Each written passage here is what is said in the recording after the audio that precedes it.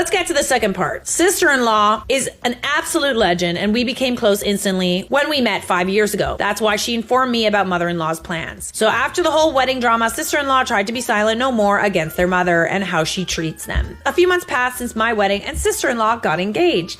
She and her soon-to-be husband are very easygoing, not much for tradition. They decided not to have a religious wedding. In our country, unless you have a wedding officiate of a man of religion, is not recognized by the government. So gays can't get married, and non-religions also can't. Only if the ceremony is held in another country will it be recognized. After mother-in-law found out about the wedding and that it's not going to be held in a traditional setting and no man of religion is going to be involved, she again said it's not a real wedding. Ugh, get over yourself, you're high and mighty shit. I'm so sick of people who are religious kind of like acting like they're better than other people. Just stop it. Get some help. Sister-in-law finally decided to stand up for herself. After her mother-in-law said what she said, sister-in-law informed me she's had it with her mother and wants to take revenge for her behavior in our wedding and for their entire life. After consulting with her soon-to-be husband, they want me and hubby to be involved in the ceremony, escorting them while wearing white dresses. Oh goody. You guys are funny.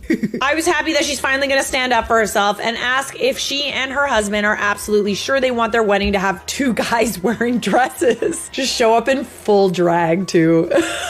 She said it was her wish and would it be appreciated to be so. She's no longer going to hold herself back just to make her parents happy. I myself is what you can call a very much flamboyant person. I love how you inserted a very emoji here. So I don't mind wearing a dress. Hubby, as I said in the beginning of this post, is very reserved and doesn't like attention. He doesn't want to wear a dress but is willing to come in a white suit and walk his sister down the aisle. We agreed his sister's wishes for the wedding are important and would do our best to make them true. We decided we would both wear matching suits in white. Since she got pregnant, they wanted to have their wedding ASAP. 2 months after the engagement, the wedding took place. Mother-in-law and father-in-law were asked to sit with the rest of the crowd during the ceremony. Her husband's parents walked him by the aisle. I didn't see mother-in-law or father-in-law because I was backstage preparing to walk sister-in-law down the aisle. But I'm sure they were pissed. Our turn to walk sister-in-law in. She wore a beautiful dress, all black. Ooh, ooh.